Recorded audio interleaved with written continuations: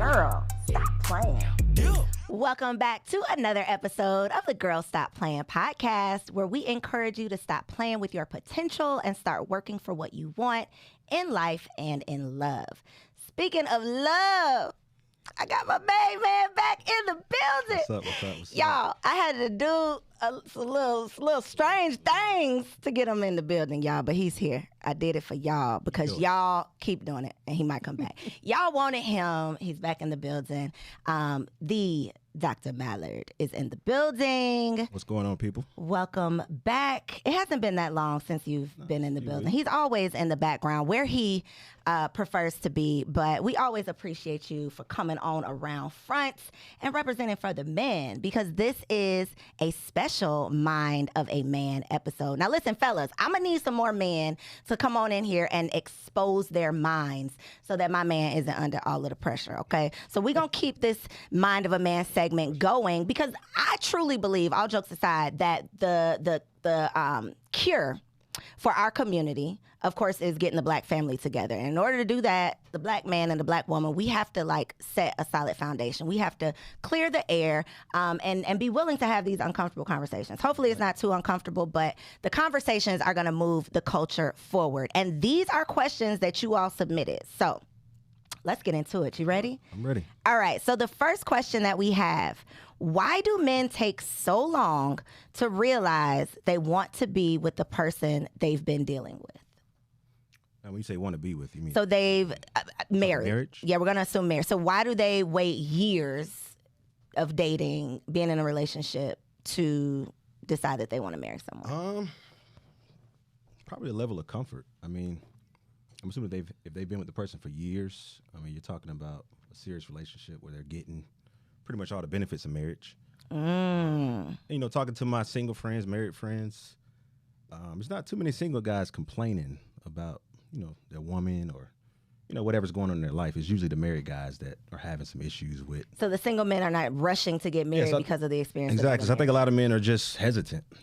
They're getting everything they want in life, being in a relationship, having a girlfriend or being single.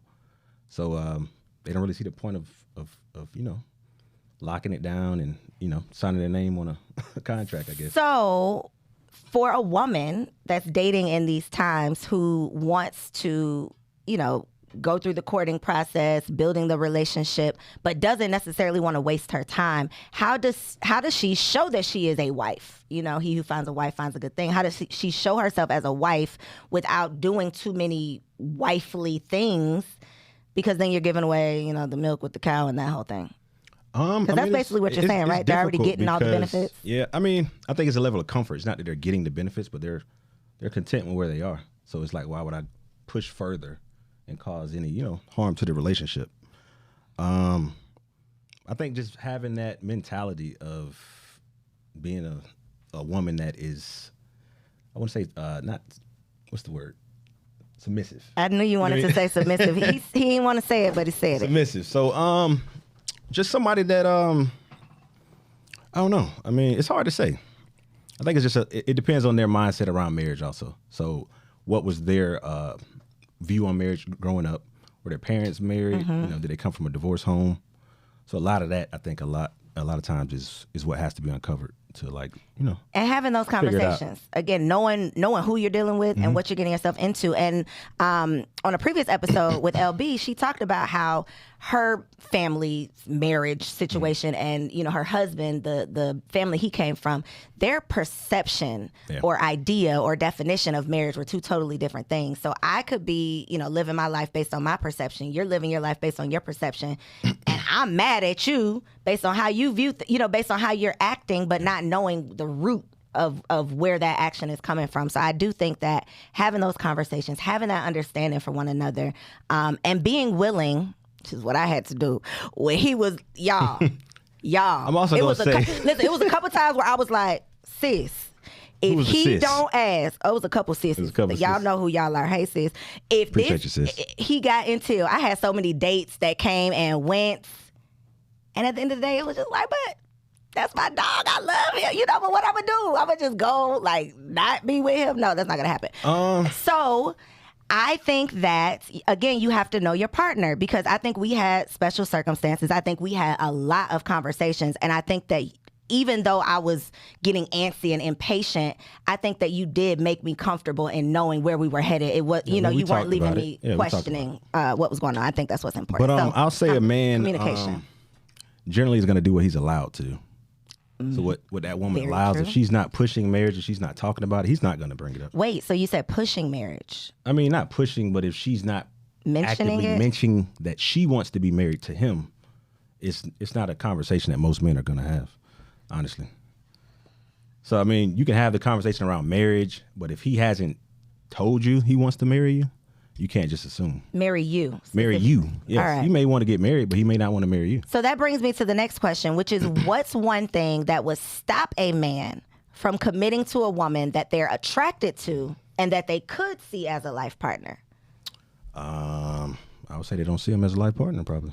What would be like a big enough red flag to be like, oh no? There might be something that they're looking for in a wife that this person doesn't possess.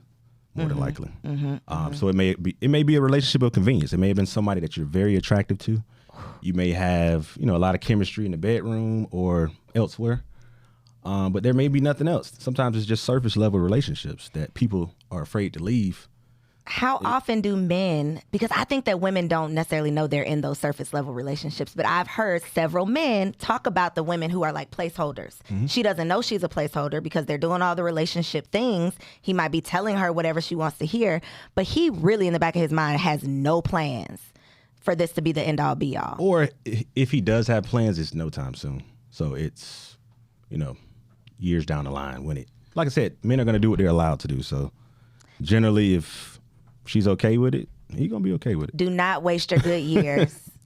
Like I said, especially the good years, that 25 to 35. Because you didn't ask questions. Most dudes, they're not looking to settle down. And not even asking questions, because you can ask questions, you can get all the right answers. But if you are not like using your instinct, like using your brain and making sure that their actions are in alignment with their words, then that's how I think you end up wasting your time. Because most of the time we know when we're wasting our time. We just don't want to face it. We just don't want to, ask or poke or mess up a good thing. You don't want to lose the relationship. So don't want to lose the relationship. You'll take whatever is available, generally. Take what you can get versus waiting for what you Especially if you're having fun. Like I said, you guys traveling, enjoying your time together. It's nothing fun about wasting your time. I promise you. But sometimes that's all it is. It's nice. You're going to look back and...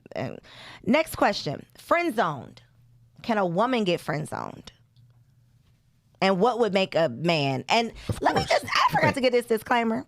Let me just say this, because I don't want to light my man up in the comments. You're not the end-all, be-all. This is one man's perspective. This is a mind of my man, okay? My mind. This is his mind. His man. But no, I do try to give, perspective of people I know. And you do know lots of people, and you are, the counselor of the crew. So you give great advice. But friend zoning for women, is it possible? Is it a thing? What makes it happen? I think it's a thing. I don't think we call it friend zone, but I think it's generally somebody that you're not sexually interested in. So it could be there's no sexual attraction, or the woman is maybe highly promiscuous, or I'm just saying.